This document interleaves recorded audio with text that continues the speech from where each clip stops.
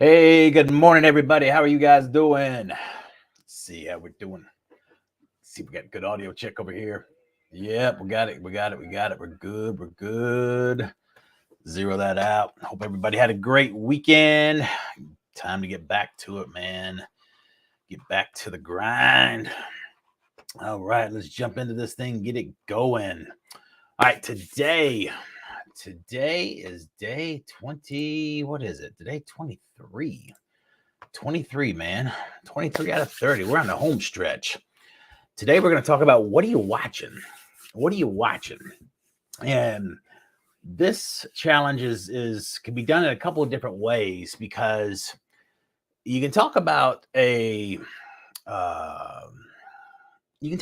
video that you're watching, that you're doing from an educational point of view, or that's encouraging you, or something that you're doing for an educational, or it could be something just you're doing for enjoyment, um so just talk about it, or you can go find some other people that you're binge watching something with. It could be just pure entertainment stuff, from TV. It could be anything. It could really be anything. And it's a good way to take anything from a business point of view, from a sports point of view, just just socially. And it's a good way to where you can just truly just blend the lines and be playful with it, and just have fun with it, and just gets that conversation going. And it's just a fun way to have fun, and just see what other people say, and you'll be impressed. And uh um turn that off over here. Um, there we go.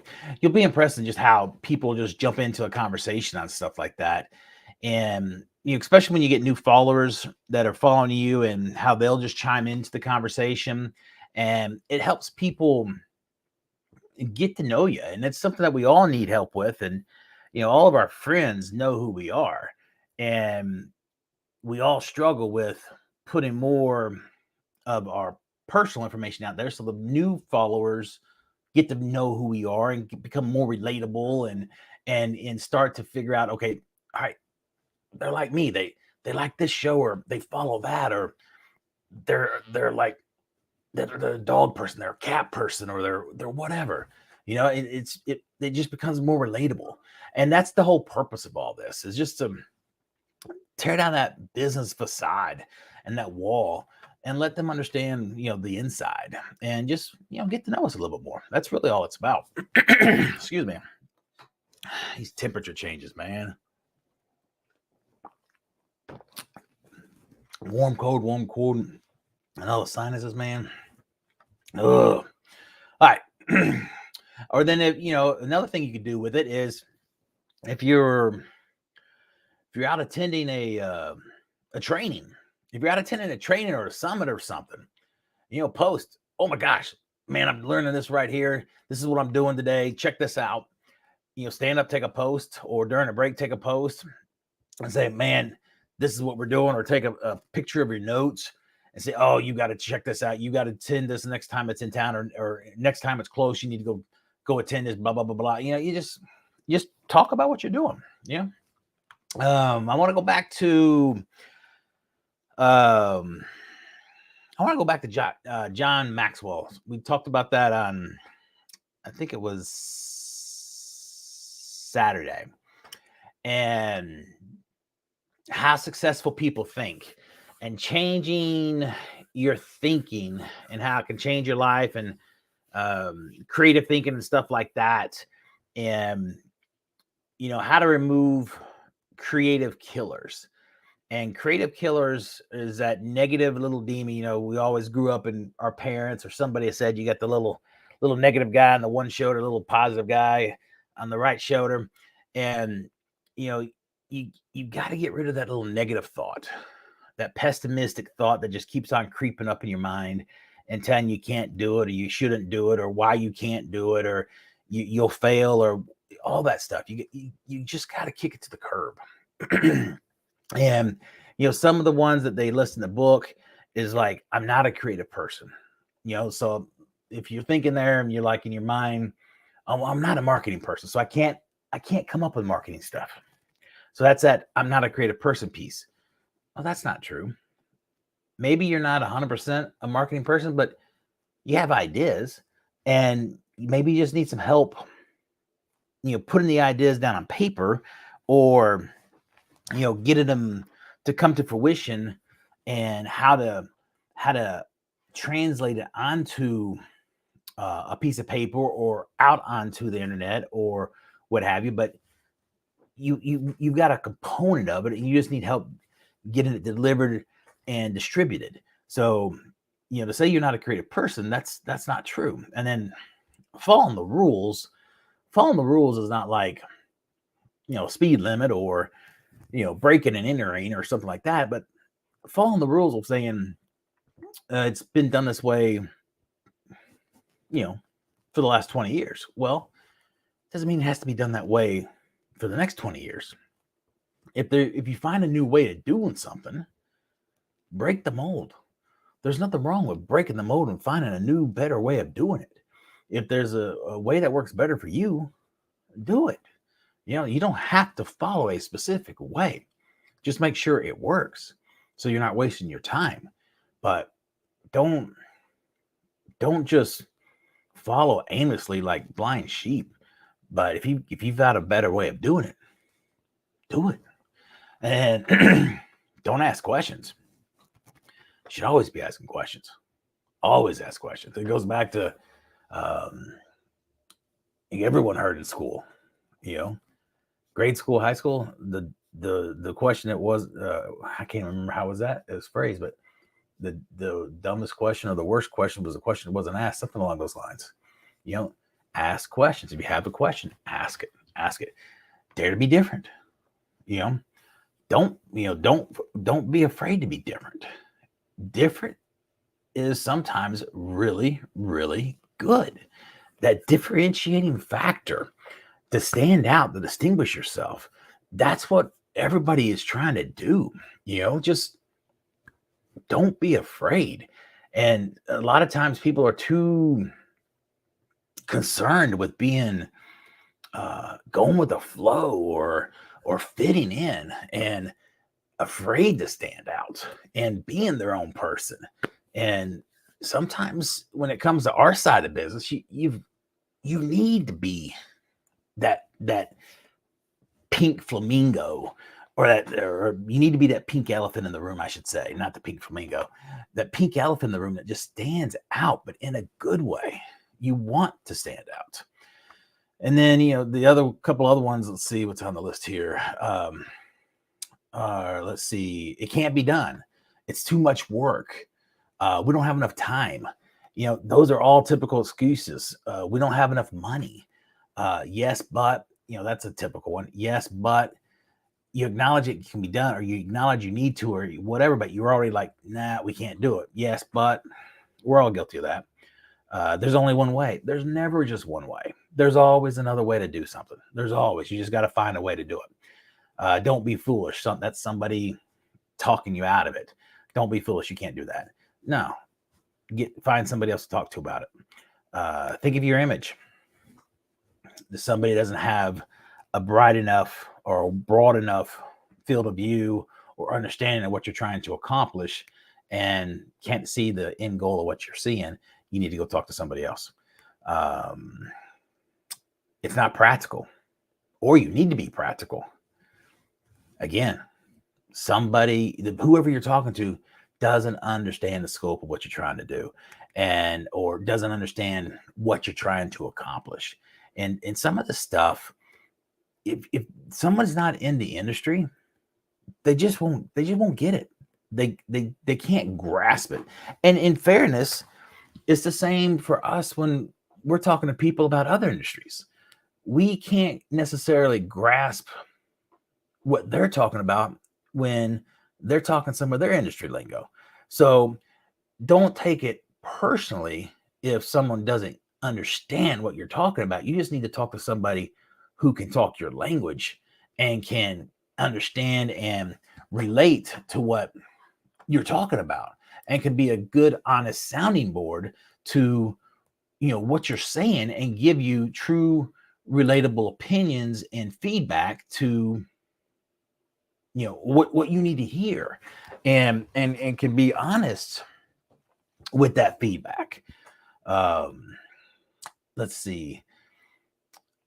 It didn't work for them. That's another one. It didn't work for them. Well, maybe they didn't apply it right. Maybe they didn't approach it right. Maybe they didn't prepare for it correctly. There's a lot of reasons why people fail, and there's a lot of very, very, very successful people that have all failed. Everybody's failed. Everybody's failed at something that they've tried.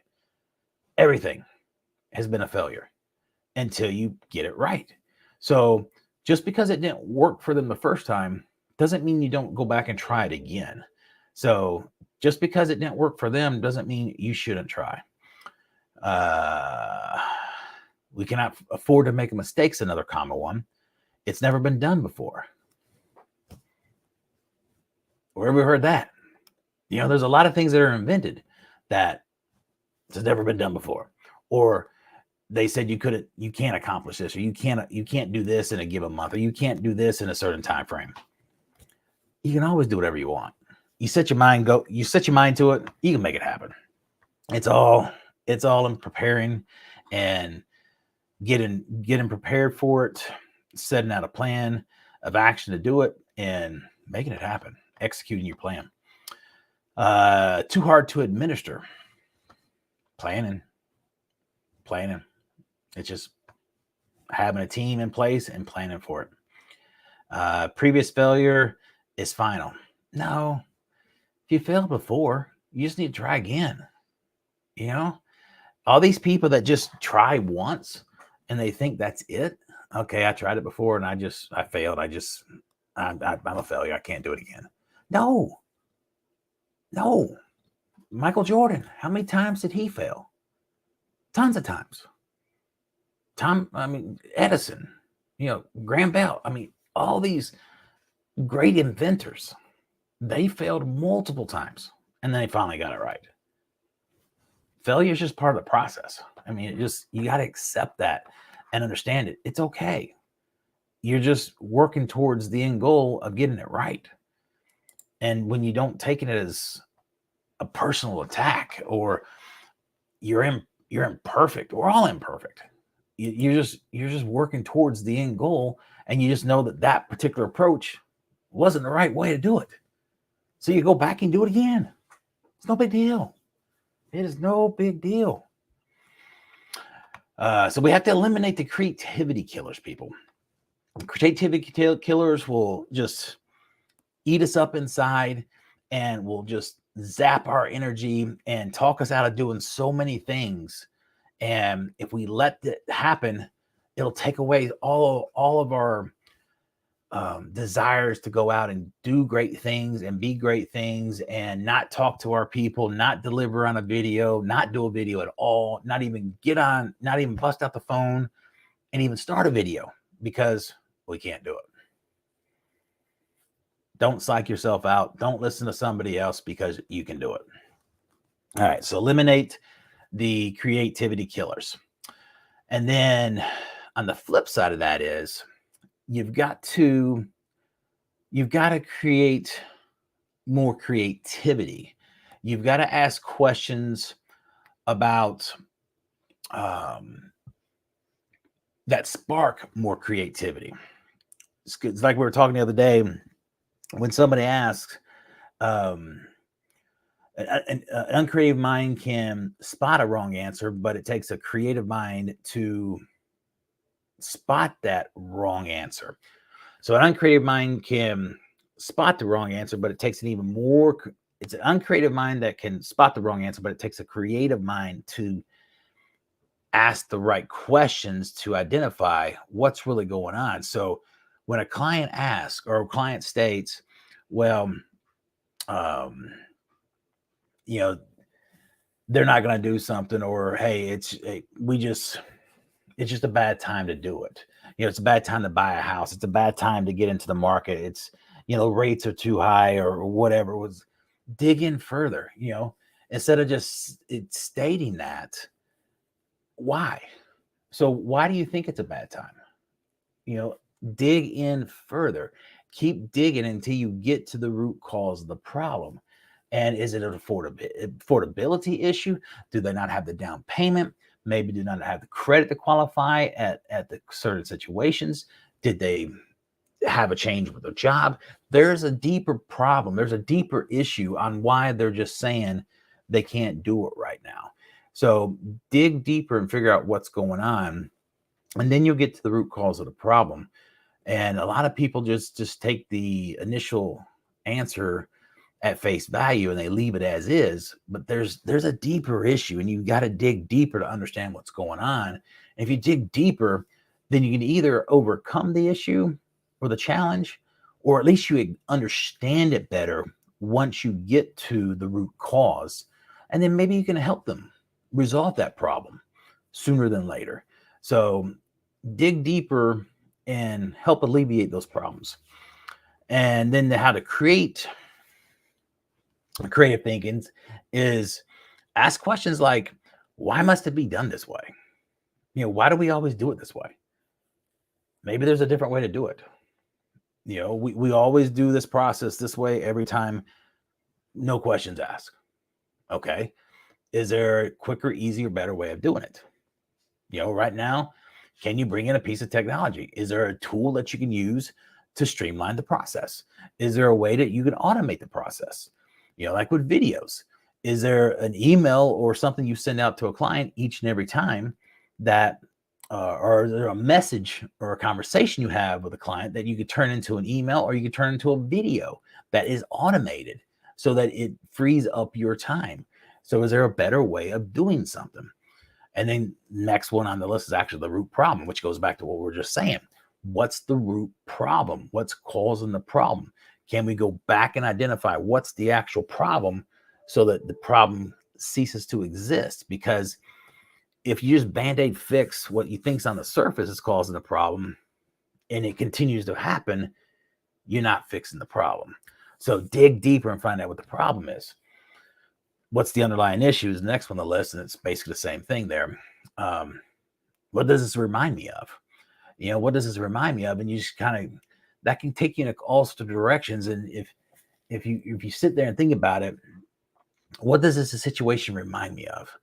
And you can think about from a work related point of view, personal related point of view, just anything, and you can just kind of take that and just really just think about that in so many different ways, and how a situation reminds you of other situations, and how you can take and bring in other experiences to help resolve the situation you're in now.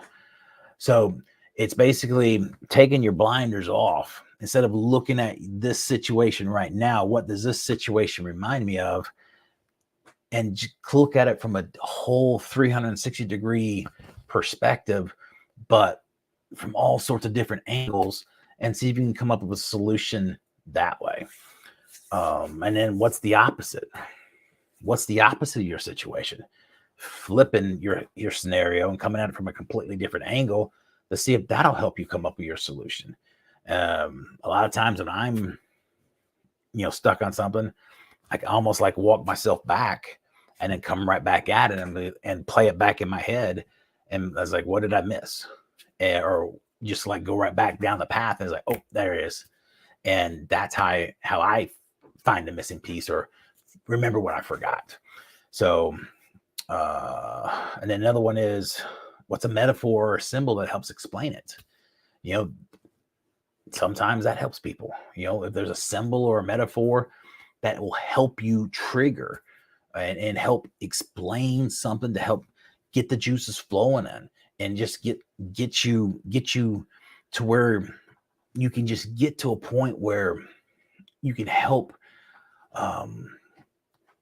find a better solution or come up with some more creativity to make that situation better, or put a better solution together for that situation. I mean, there's all sorts of different ways of doing it, but it's whatever works for you. But you just got to find a better way to be more creative and to get out of the normal rut, get out of that normal pattern and do something that's different. And that way it's not the same pattern. And then everything becomes a little bit more unique, a different touch, a different experience. And it's not the same thing. And has that creative touch coming from you. Let's see what else. Why is this important? That's another good question to ask to have more creativity. Why is this important? Why do we do it this way? Must it be done this way? Why is it important?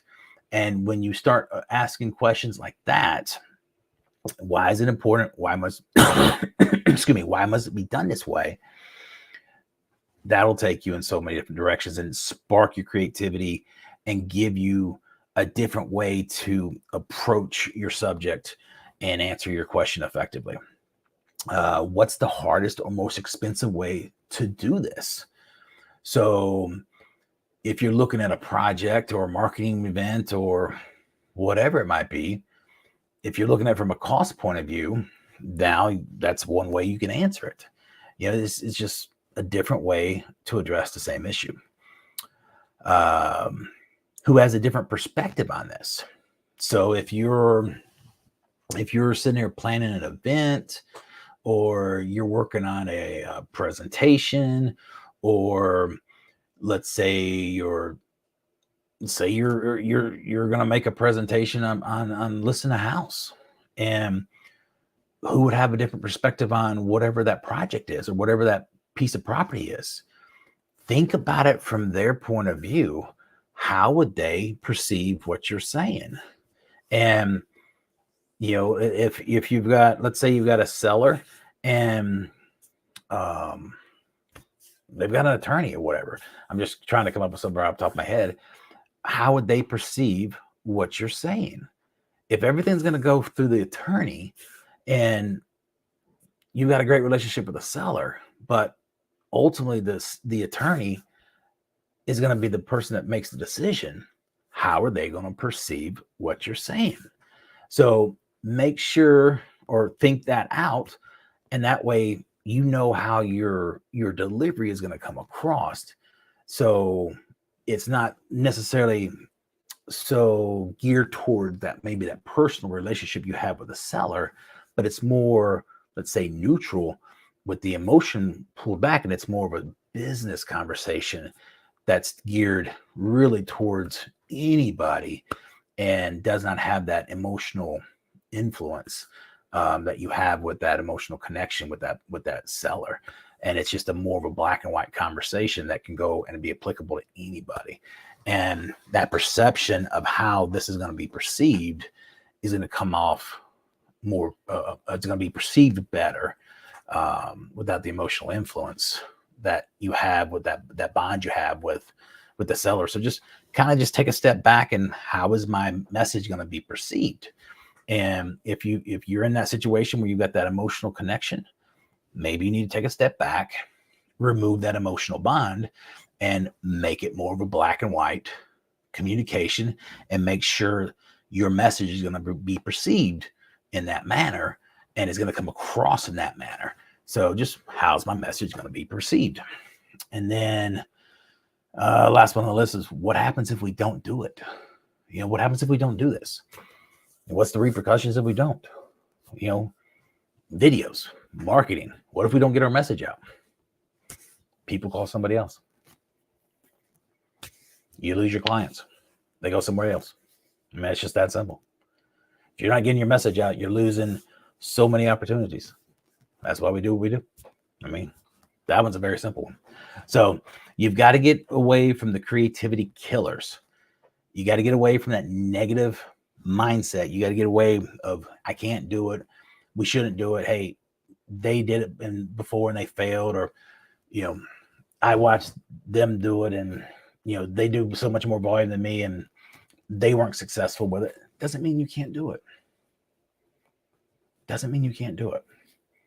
Maybe they didn't prepare for it properly. Maybe they didn't have the right pieces in place. Maybe they didn't approach it the right way.